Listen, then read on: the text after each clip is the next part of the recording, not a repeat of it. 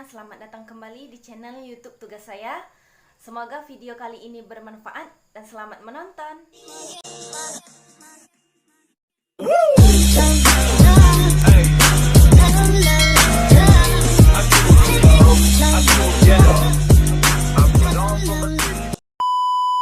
Assalamualaikum warahmatullahi wabarakatuh.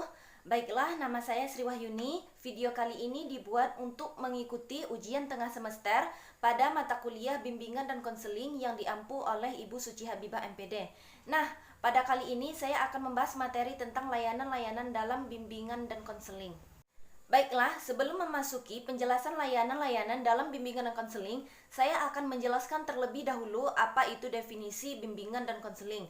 Nah, dari beberapa buku yang saya baca, banyak pendapat para ahli tentang definisi bimbingan dan konseling. Jadi, dari pendapat-pendapat ahli tersebut dapat disimpulkan bahwa bimbingan dan konseling ialah serangkaian rencana kegiatan layanan yang disusun secara sistematis berdasarkan pada analisis kebutuhan yang dilaksanakan pada periode waktu tertentu dan bertujuan untuk membantu siswa dalam mengembangkan potensi yang dimilikinya. Baiklah, kita masuk pada pembahasan selanjutnya, yaitu layanan-layanan dalam bimbingan dan konseling. Dalam bimbingan dan konseling terdapat 12 layanan. Yang pertama yaitu layanan orientasi. Layanan orientasi merupakan layanan yang memungkinkan peserta didik mengenal dan memahami lingkungan baru, terutama lingkungan sekolah dan objek-objek yang dipelajarinya. Tujuan layanan orientasi ialah agar peserta didik dapat beradaptasi dan menyesuaikan diri dengan lingkungan baru secara tepat dan memadai, yang berfungsi untuk pencegahan dan pemahaman. Nah, salah satu contoh layanan orientasi ialah ospek atau lebih sering kita sebut dengan MOS. Menurut Pratiwi, ruang lingkup materi kegiatan layanan orientasi terbagi menjadi 6. Yang pertama yaitu pengenalan lingkungan dan fasilitas sekolah.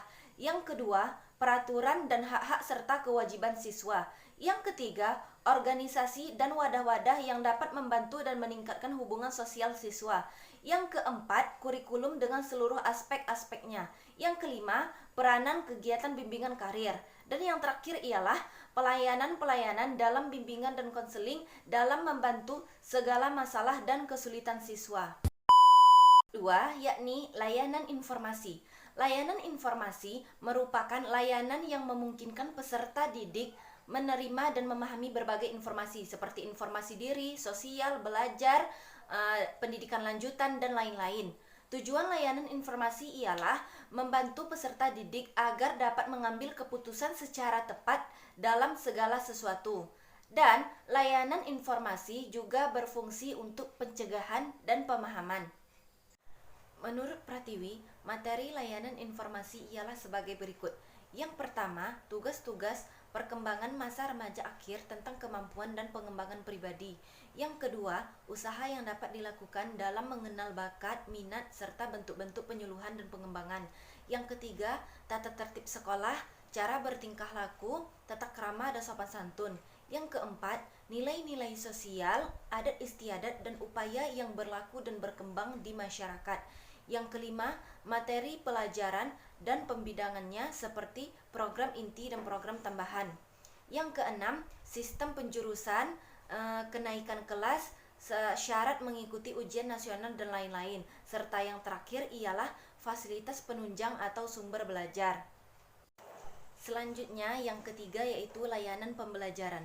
Layanan pembelajaran merupakan layanan yang memungkinkan peserta didik mengembangkan sikap dan kebiasaan belajar yang baik dalam menguasai materi pelajaran atau penguasaan kompetensi yang cocok dengan kecepatan dan kemampuan dirinya serta berbagai aspek tujuan dan kegiatan belajar lainnya. Layanan pembelajaran berfungsi sebagai pengembangan potensi peserta didik selama menempuh pendidikan di sekolah. Nah, yang keempat yaitu layanan penempatan dan penyaluran.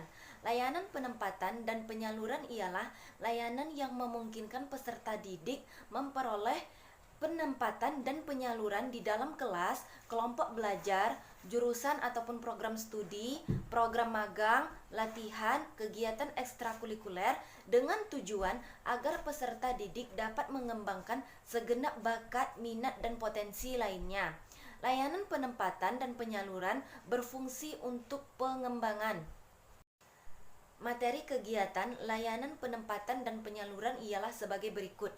Yang pertama, penempatan kelas siswa, jurusan atau program studi, dan pemilihan ekstrakurikuler yang dapat menunjang pengembangan sikap, kebiasaan, kemampuan, bakat, dan minat. Yang kedua, membantu dalam kegiatan program khusus sesuai dengan kebutuhan siswa, baik pengajaran maupun program pengayaan serta seleksi masuk perguruan tinggi. Yang ketiga, penempatan dan penyaluran dalam kelompok sebaya dan organisasi kesiswaan serta kegiatan sosial sekolah. Yang kelima, layanan penguasaan konten. Yang dimaksud konten di sini ialah kompetensi. Layanan penguasaan konten ialah layanan yang membantu peserta didik menguasai konten tertentu, terutama konten yang berguna dalam kehidupan, baik di sekolah, keluarga, ataupun masyarakat. Tujuan layanan penguasaan konten ini ialah membantu peserta didik menguasai aspek-aspek konten tertentu secara terintegrasi. Selanjutnya, yang keenam, layanan konseling perorangan. Layanan konseling perorangan ialah layanan konseling yang memungkinkan peserta didik atau klien mendapatkan layanan langsung secara tatap muka atau pribadi dengan guru pembimbing untuk mengentas atau mengatasi permasalahan pribadi yang dialaminya. Oleh karena itu, layanan konseling perorangan berfungsi sebagai pengentasan dan advokasi. Sedangkan materi dalam layanan konseling perorangan ini tidak terbatas. Nah, selanjutnya yang ketujuh yaitu layanan bimbingan kelompok. Layanan bimbingan kelompok ialah layanan yang memungkinkan peserta didik secara bersama-sama melalui dinamika kelompok memperoleh bahan atau membahas pokok bahasan tertentu untuk menunjang pemahaman dan pengembangan kemampuan sosial. Layanan bimbingan kelompok ini berfungsi sebagai pemahaman dan pengembangan. Lalu, layanan bimbingan kelompok ini dipimpin oleh pemimpin kelompok. Pemimpin kelompok di sini ialah konselor yang terlatih. Nah, adapun tugas utama pemimpin kelompok ialah sebagai berikut. Yang pertama, membentuk kelompok. Yang kedua, memimpin kelompok yang bernuansa layanan konseling. Yang ketiga, memberikan tahapan kegiatan konseling. Yang keempat, memberikan penilaian segera hasil konseling kelompok. Dan yang terakhir ialah melakukan tindak lanjut. Nah, yang kedelapan yaitu layanan konseling kelompok. Layanan konseling kelompok ialah layanan yang memungkinkan peserta didik memperoleh kesempatan untuk pengentasan permasalahan pribadi melalui dinamika kelompok. Layanan ini berfungsi untuk pengentasan dan advokasi. Selanjutnya, yang kesembilan, konseling teman sebaya. Konseling teman sebaya merupakan suatu cara bagi para peserta didik belajar bagaimana memperhatikan dan membantu anak-anak lain. Konseling teman sebaya mencakup hubungan membantu yang dilakukan secara individual, kepemimpinan kelompok, kepemimpinan diskusi, pemberian pertimbangan, tutorial, dan semua interpersonal manusia untuk membantu atau menolong. Yang ke-10, konferensi kasus. Kasus bermakna kondisi yang mengandung permasalahan tertentu. Dikatakan kasus karena permasalahan-permasalahan tertentu terjadi pada individu dan sekelompok individu tertentu saja dan tidak terjadi kepada individu dan kelompok individu lainnya. Dan konferensi kasus ini hanya forum terbatas yang dipimpin oleh konselor lalu dihadiri oleh pihak-pihak terkait untuk memecahkan kasus yang terjadi.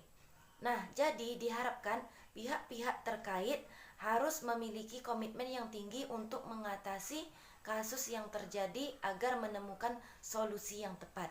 Yang ke-11, layanan konsultasi. Layanan konsultasi merupakan layanan yang membantu peserta didik untuk memperoleh wawasan, pemahaman, dan hal-hal yang perlu dilaksanakan dalam mengatasi kondisi dan masalah yang terjadi pada peserta didik. Yang terakhir ialah layanan mediasi. Layanan mediasi ialah layanan yang membantu peserta didik dalam menyelesaikan permasalahan atau perselisihan dan memperbaiki hubungan antara peserta didik dengan konselor sebagai mediator. Nah, jadi dari penjelasan-penjelasan di atas, jelas bahwa setiap layanan-layanan itu penting adanya bagi setiap sekolah, dan hendaknya setiap sekolah menyediakan fasilitas untuk layanan-layanan tersebut. Baiklah, sampai di sini penjelasan saya. Semoga bisa dipahami dan bermanfaat bagi kita semua. Jangan lupa untuk like dan komen video ini.